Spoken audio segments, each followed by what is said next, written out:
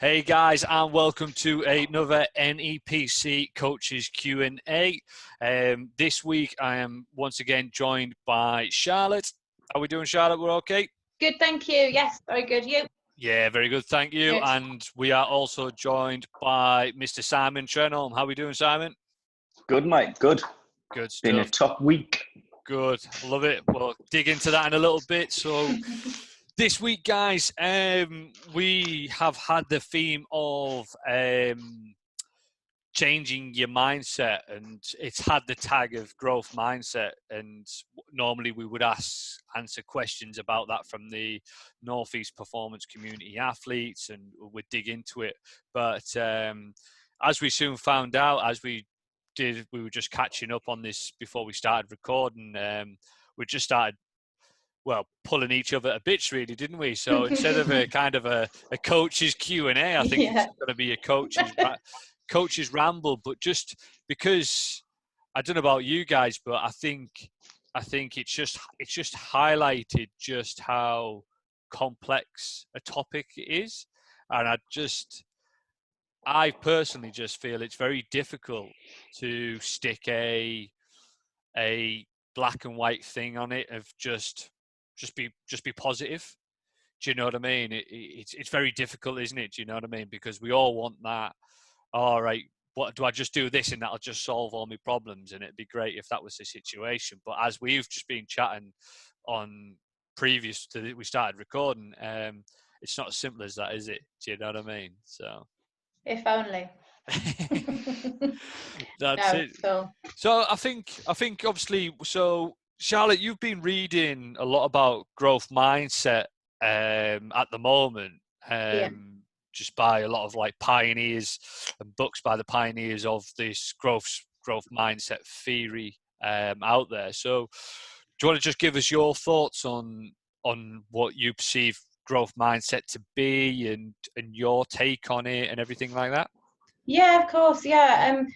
So there's two different schools of thought, or sorry, two different kind of mindset that have been, I suppose, sort of carved out by the book that I'm reading at the moment is a lady called Carol Dweck, and she talks about the growth mindset and the fixed mindset. And she talks very much about the fixed mindset being quite a negative place to be in, and that with a fixed mindset, you believe that it's very much about a set of beliefs, and you either believe that you can develop and work towards and work hard in order to attain skills and to get success, or the other set, and that's your growth mindset. So it's more about developing that and working hard to get something. So for example, she talks about different athletes and the way that they think, and she talks about, for example, John McEnroe. And she says that he has very much a fixed mindset because he believed that he was supremely talented, that he was better than everybody else, and that he had some kind of God-given right to all of the trophies and championships that he won. But he believed that talent was innate and that he didn't really need to work at it.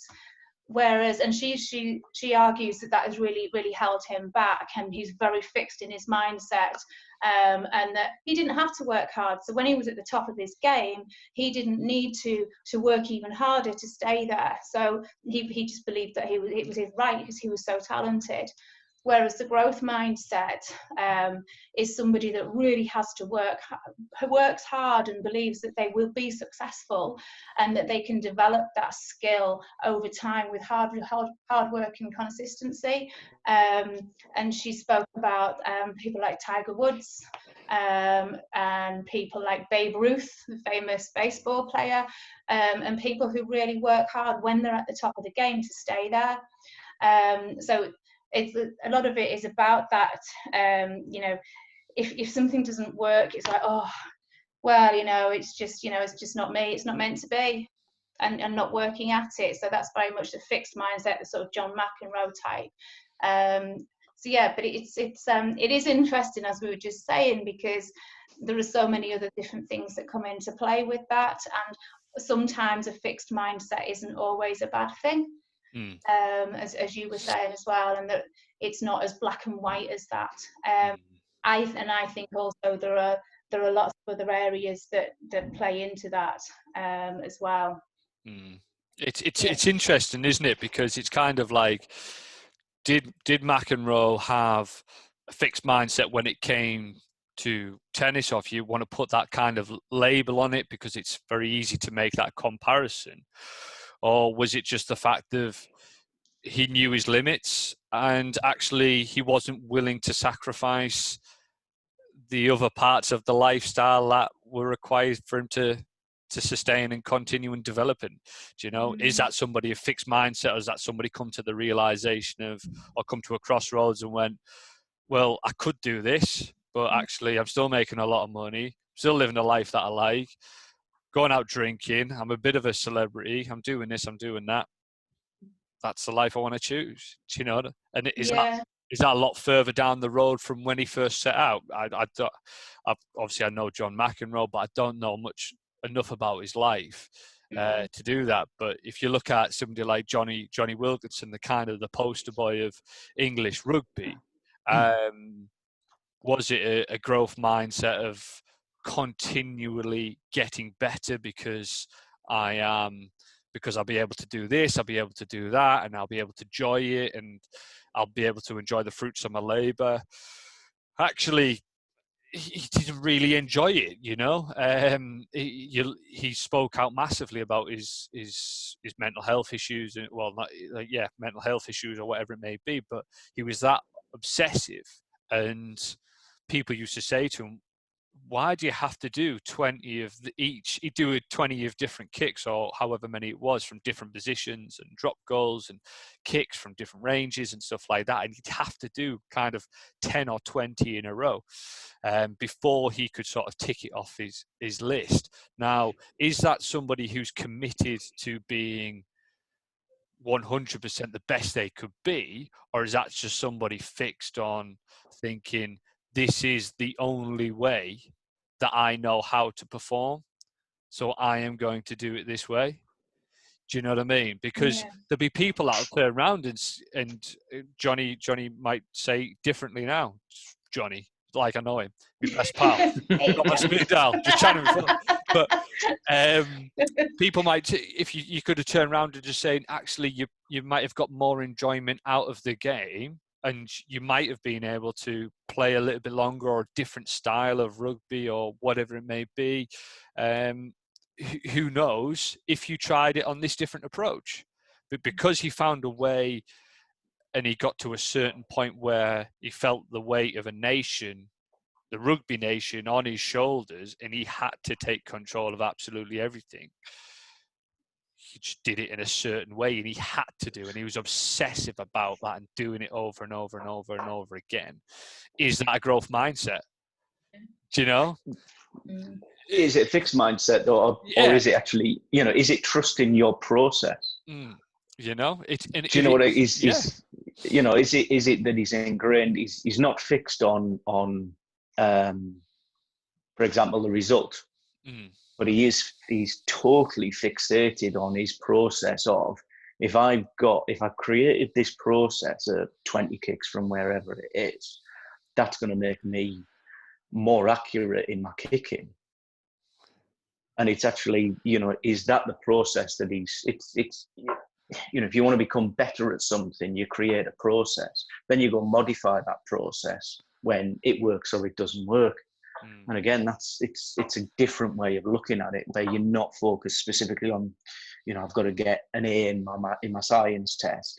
So I'm just going to go and do this. You look at your process, it gets you a B, and you go, right, okay, I can tweak my process now. And again, is that a growth mindset? Because it is more a growth mindset, because you're then you're not governed by the result, and you're not judging yourself by the result of, I am an A student.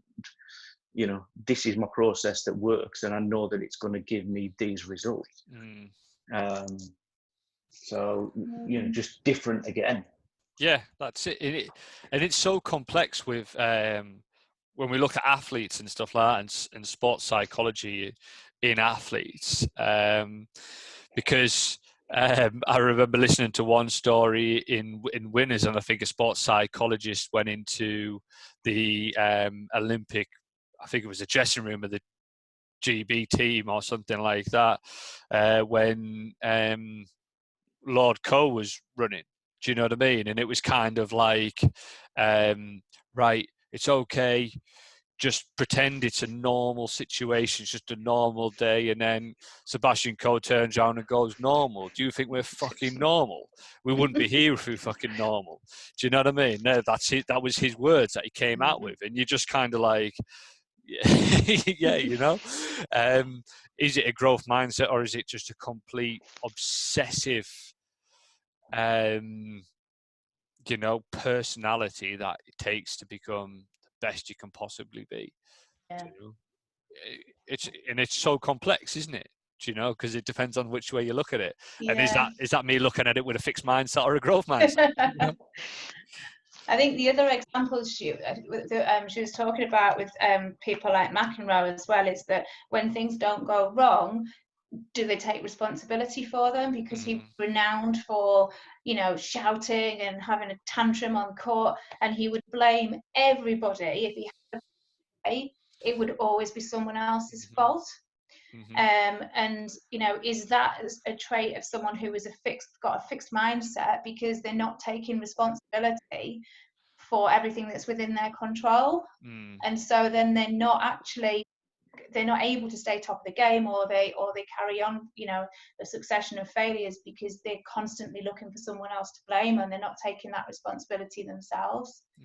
And he was famous for that, wasn't he?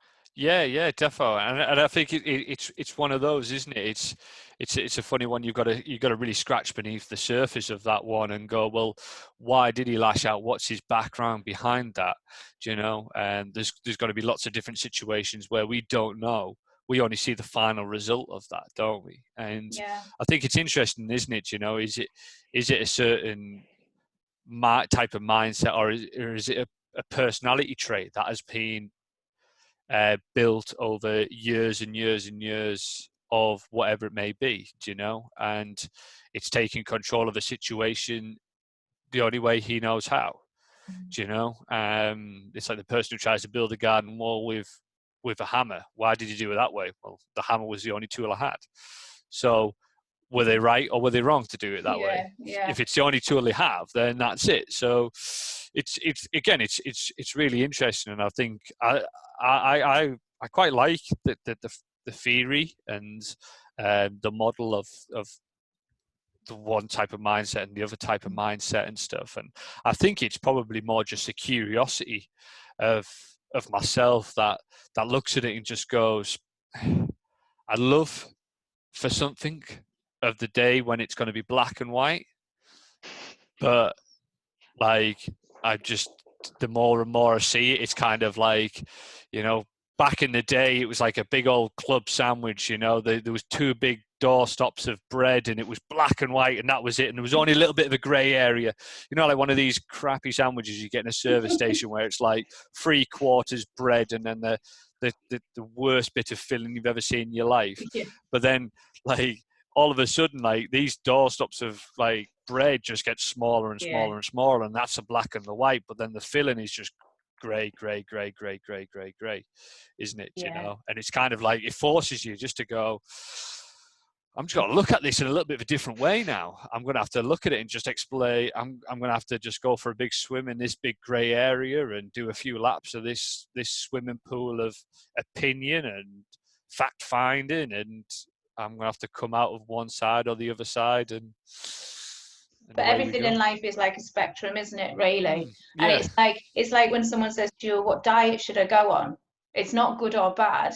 Really, you want to be in the middle in a nice little grey area, don't you? You don't want an extreme from here or there, and it's kind of training. It's always, you want to find a grey area, middle ground of moderation. And it's the same with psychology and things, really, isn't it? Because we're not black and white. Yeah. We're not robots. And it comes back, and we look at that situation there, and for 99.9% of the people, yes, if you're a bodybuilder who's just about to go into Mr. Olympia, actually, you need to be on the super strict chicken, broccoli, and rice. Weigh out your things. Moderation does not exist for you. And it's like this super competitive athlete. We're talking about just have 1 10-day, 2 at most each week, and we'll just do it that day. And you don't need to spend about 45 minutes a day as long as you're training at right intensity. Exactly. Then you go to the English Institute of Sport, and you've got guys who rock up at 9 o'clock in the morning, do an hour's high intense session. Then they get beaten up by a therapist. Then they do skills for another 90 minutes to 2 hours. Then they have a big feed, and then they go and train again for another 2 to 3 hours. You know? And it's one of them, isn't it? You know, yeah, it's like, totally.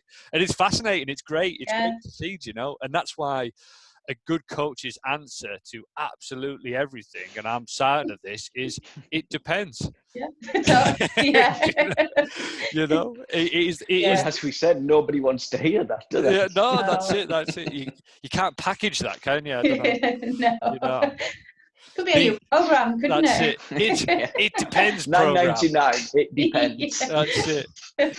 It depends. You may build muscle, you may not, but you may get fitter, but you may not. It all depends. That's it. So, and I think it's really interesting, but it ultimately, for me, it comes back to you always question everything in terms of like.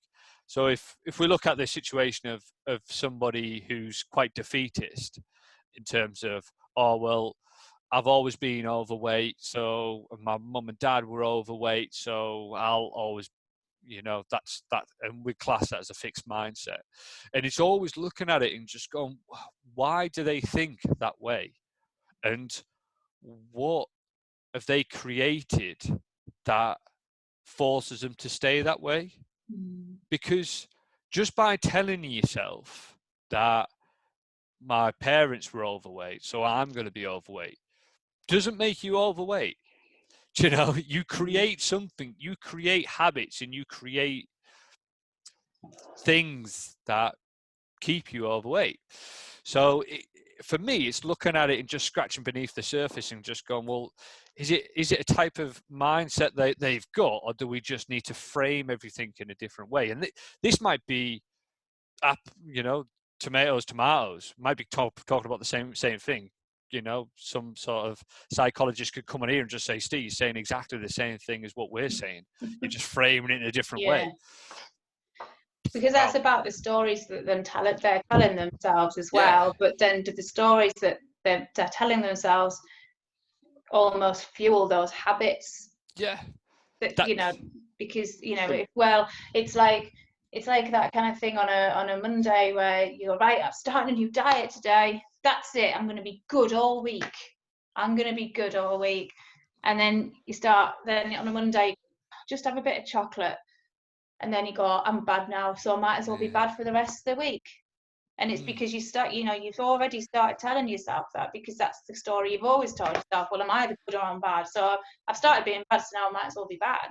And it's like, it's about kind of, you know, maybe changing those stories, isn't it, as well? And I think that's what comes back to it, doesn't it? So if we look at it from like from a sort of biological or physiological point of view, so what happens when that goes on? So in the brain, if you tell yourself something over and over again, it's that the synapses lay it down, don't they? So it's that kind of neuroplasticity, and if you tell yourself you are something over and over again, generally you become that, don't you? Do you know? And this is how children are raised, isn't it? And this is why people now are trying to encourage parents not to just say to their daughters, oh, you're so pretty, you're such a princess, you're such this, you're such that, real feminine terminologies over and over and over and over and over again. Because that's when it becomes ingrained in their brain and they just become that. Do you know? Conditioning. Yeah, but why does that happen? Well, it's because of what happens in the brain, isn't it? You know, it's just It's just roads that have been travelled, isn't it? Yeah. Do you know?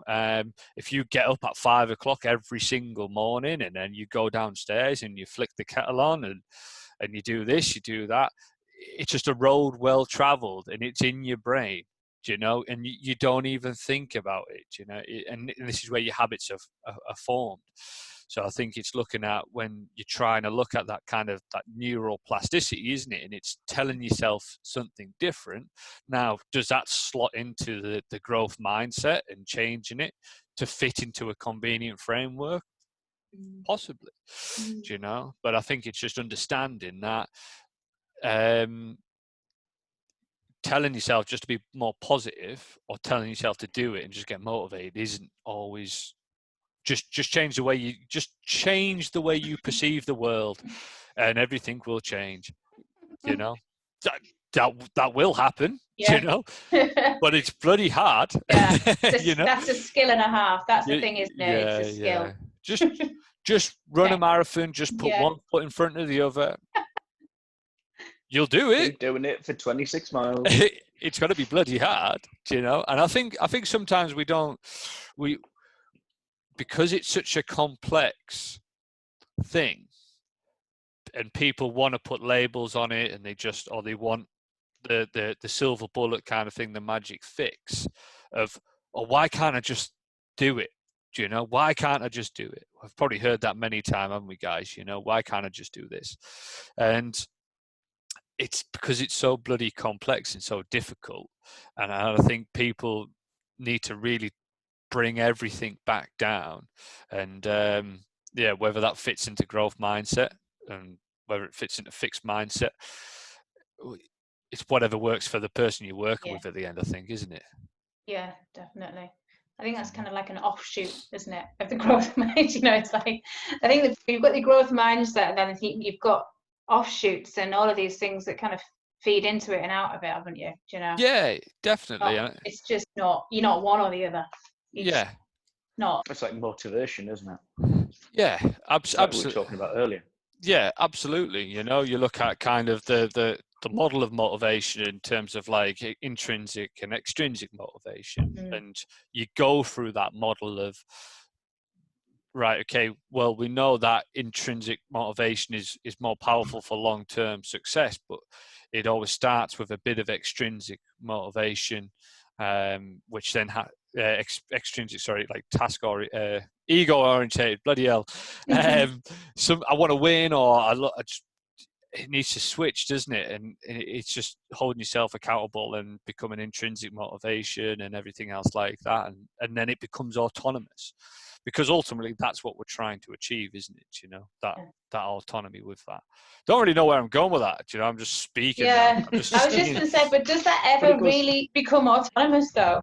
Because it goes back to you having the autonomy of your process, doesn't it? So, and I think if you're looking at it, well, autonomy, what are you doing to when something becomes autonomous? What is it? It's a habit, isn't it? It's something that you control, yeah. But it's just basically, it's kind of like, it's just something we do. Do you know? It's just something I do now, and that's the difference between athletes who stay in sport, or kids who stay in sport for a lot longer, because over time they've become task orientated, and they just start to enjoy it and everything else like that. And it's just like they get to 15, 16, it's like, why are you going to the gym? Just always being because active. I do. Yeah, just something we do. You know? And it's kind of like, I'll ask you about certain traditions or around birthdays. Well, why do you do that? It's just something we do. It's because it's just grained, isn't it? It's just autonomous. Do you know? So, and you look at self-determination theory, and again, that's another theory, and the social sciences that have been critiqued and not critiqued, and tested but not tested in the right way, and stuff like that, and it's gone backwards and forwards, and there's a lot of research for and against, but they look at it and it's just kind of like, right, okay, so you've got the three critical physiological needs of motivation, engagement and well-being. That's kind of self-determined theory in its simplest form, you know. So you're looking at, well, what is a motivation, what is the engagement, and what's the well-being that comes from it, you know. And they're the things that create the autonomy just to keep on doing those things. So a kid might start off by doing a sport because they've watched Tyson Fury come back and it's motivated them to start boxing. So that's the motivation. I want to be like him. Then they go to the club and they meet a great coach and it's like, oh, yeah, you're great and fantastic, and it's really welcoming and everything else like that. That's the engagement. And then they start losing a little bit of weight and they feel stronger. And then the coach is saying, oh, you're punching stronger. That's the well-being side of it. And they understand of, oh, well, if I keep on going to boxing, I'm going to get fitter. I'm getting fitter. I'm getting stronger. That then fuels confidence, which then increases the motivation to keep going. And then that increases the engagement because they're there in more. And it's one of those, it's them 3 circles. And then all of a sudden, it's just like Monday, 5 o'clock, I'm at the gym. Tuesday, 5 o'clock, go for a run. And then it just becomes ingrained. And then that's your routine kind of things, you know. So that's a self-determination theory in and of itself. Yeah, that's self-determination theory by Right. Deci and Ryan, and that's kind of been around since the 80s. And again, that has its critiques and it has its twos and its throws and against and stuff like that. And it fits well with sport. It fits well with business, because ultimately we're trying to apply objectivity to something that's really subjective. You know, it's like, you will fit. Come on. I'm gonna pigeonhole you, whether you like it. Yeah, square peg. That's it. Like, no, I'm gonna pigeonhole you. Yeah, but sometimes I'm in that pigeonhole. No. I'm for this study. I'm gonna pigeonhole you in that definitely one. Not. You know, and it's really interesting. But I think this is where people really need to understand the complexity of it. And then hopefully if they understand the complexity of it, then they can, if you understand something's complex, for me personally, what do? I'll then try and reverse engineer it. So then I try and break it down bit by bit by bit by bit until I find it on a level which I can understand and I can comprehend. Do you know? So for example, for the person was like, oh, why can't I just be more positive? And it's kind of like, right, okay, well, there's a lot to unpick there. Do you know? There's a lot to get at. And there's going to be times when you're going to feel uncomfortable. There's going to be times when you question yourself. And there's going to be times when you're going to have to say, I'm wrong for looking like that way. But ultimately, on the other side of it, you've got more of an understanding and you've got more skills to be able to process information and find out, okay, this is why I wasn't able to be positive before.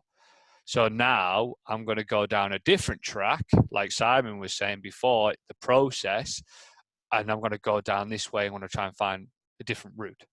Because every time I go down this one, I just find out getting frustrated and just say I'm not positive or whatever it may be, do you know?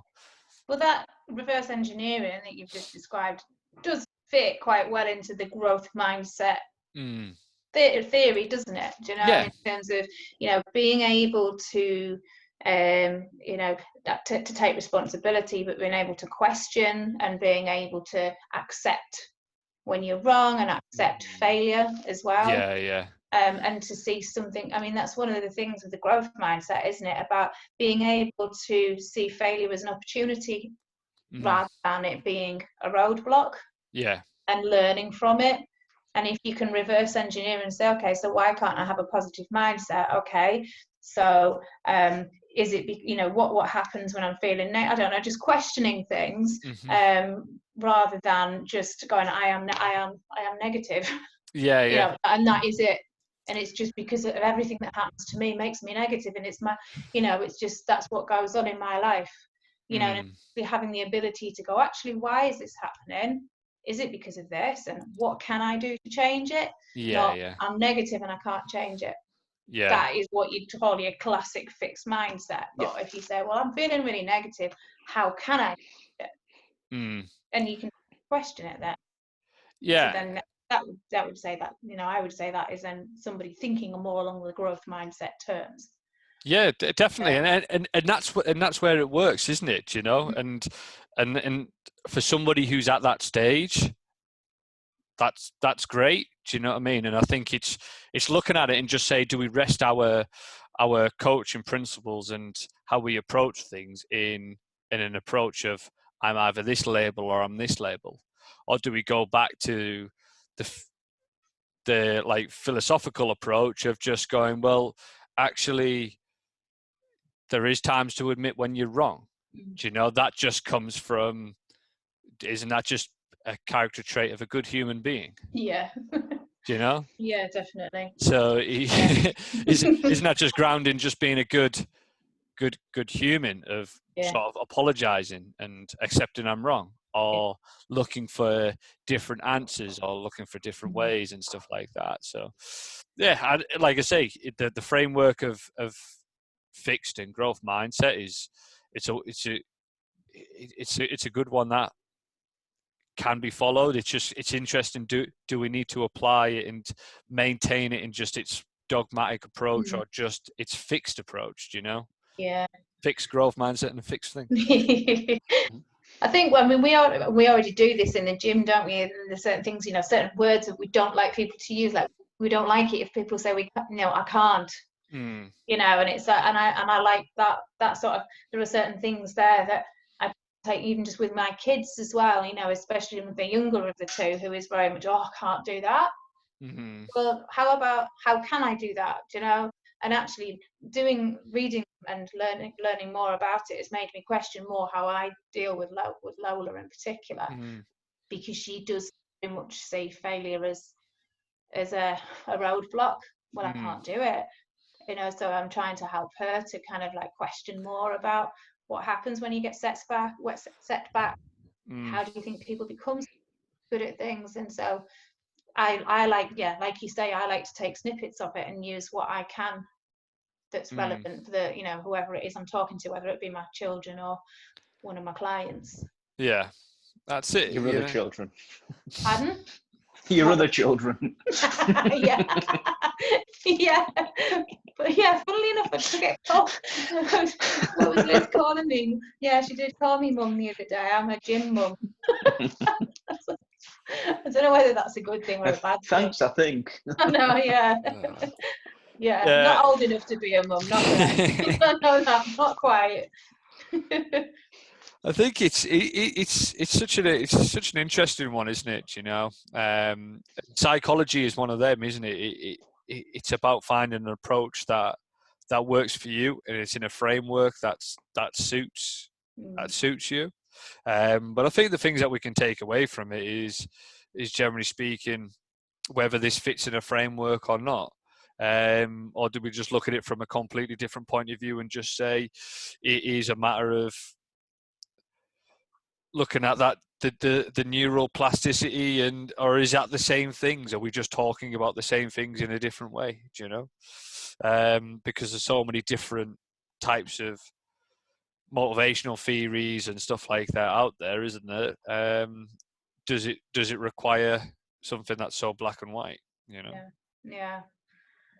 I think a lot, for a lot of the people that we deal with, and especially in times at the moment where motivation might be lower than normal because they haven't got the same environment, and and I suppose the sort of psychological side of it probably is being highlighted a little bit more, isn't it? Just in terms of how it's impacting people. And I suppose for me anyway, reading all of this, I'm kind of recognizing how important the psychology of it is now as well, now more than ever really, to help people stay motivated.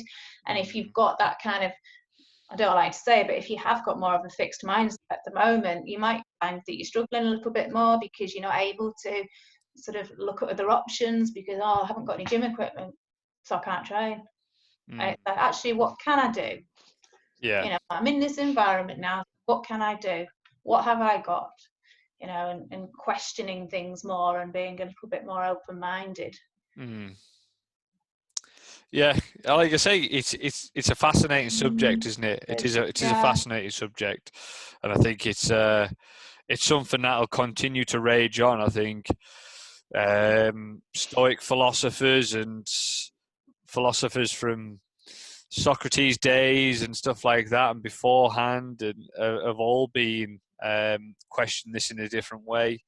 And for me, it comes back to, no matter what sort of framework we put it in, it's just basic human principles, isn't it? But it's human principles and skills that sometimes, for one reason or another, seem to don't get practiced enough, or they get forgotten about, or they get taken for granted. And it's just going back to those roots, isn't it, of actual good understanding of what's a good human being, and what's a good approach to living your life, and that's got to be different for absolutely everybody, isn't it? Do you know, because we've all got different guiding principles and philosophies in our life, some more predominant than others. Yeah definitely. So interesting. It's certainly interesting. I like to say, I could talk about it for forever and a day, because I think it's so interesting, because you just go around in circles. But I think sometimes you need to go around in circles, because if you watch a film once, if it was a good film, you don't just say, all right, I've watched it, that's it, I'm not going to watch it again. Sometimes you watch it for a second time, and then you'll go, oh, I didn't notice that last time. And then you'll watch it again. You go, I didn't know that. And it's the same as when you read a book, isn't it? Yeah. You're seeing it from different points of view, depending on the current state that you're in at that time. It's like we were talking about the other week, wasn't it? In terms of somebody's opinion of a cup final or a sporting event might have been great because that was the last sporting event they ever watched with their parents or a close friend or something like that, and that was why it was the greatest sporting event ever. So I think it's been an interesting subject. It is, yeah. It's good. Good stuff. What's your thoughts, Simon? Anyway, you've been fairly quiet on this one, and you're a man who's been in the education system when growth mindset was tried to be crowbarred into it and stuff. Well, absolutely. I think the whole mindset thing, motivation, it's all, it's that human trait that we can actually look at ourselves and think about ourselves, and also look at how we react in certain situations. I think the more you do it, I think the better you get at it. And I think actually sitting and spending time and saying, sort of looking at how you would react to certain situations, but then also, doing that at a time that you don't feel threatened, that's the point at which you will make the greatest sort of observations about yourself, and also the better decisions about yourself. So if you react in a certain way to something, having had time to calm down, go back to it, go and look at that again and say, is there a better way I could have reacted? Am I happy with the way I reacted? And I think that is part of what makes us human. And whether it's, as I say, whether it's a growth mindset, a fixed mindset, all of the time that you are examining the way that you behave and looking into the things that make you tick, it's got to be a good thing, and that's got to develop. Now, whether people do that enough and are practiced enough of it, and it is a skill, and it's something that we've talked about quite a lot today. It's one of those skills that you've got to practice, and something that you've got to do to become better at it. So, I think I'm just waffling now, but that's kind of my take on it.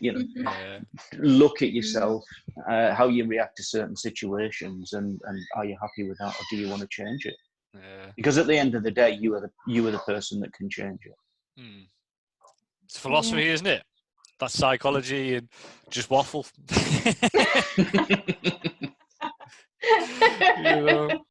Yeah. Brilliant. Yeah. Oh, it's been good. Yeah. It's been good. I think, like I said, I don't know if we've answered people's questions and stuff like that, or we've just waffled on. But it's been good. It's been good just to force and try and see it from other people's points of view. And I think ultimately, I think that'll probably be the biggest takeaway for a lot of people is question, and chances are you might return back to where you started, but you're a lot richer for going on that journey. Definitely. Cool. Who's got a quote? Me. I have. So I'm not quite sure where this was. Didn't sound too confident there, like Shab. I was going to say no. I've got a quote. I was just going to say we haven't spoken about our weeks this week, have we? But it doesn't matter. I'm not interested anyway. Yeah, no, I don't. I was just trying to remember where I got this from. I can't quite remember, to be honest, but it's just a short one, and I think it's quite relevant. The most important story we tell about ourselves is the one that we tell to ourselves, which I thought was quite apt, really, because you know, whether it's the most important, but I think is it one of. I think definitely it's the story that you're telling to yourself. You know, about yourself is quite an interesting one, and I've learned quite a lot about that recently in terms of, you know, is it a kind of self-fulfilling prophecy sometimes when you're talking, you know, things that we say, oh, I'm this person or I'm that person, or I do this or I do that. I think a lot of people do it. Kind of interesting. Yeah, defo. You know, self-fulfilling prophecies. There's been many people out there that have said it. They wished for something to come and they told themselves it would happen. So, and it came true. So, yeah, telling yourself it'll happen, guys. You know, be the person you want to become. That's the thing. Yeah. You know. Definitely. Cool. Right, guys. It's been emotional. It's been a good one. We'll catch up again next week for another Coaches Q&A. Cheers, guys. Thank you. Yeah.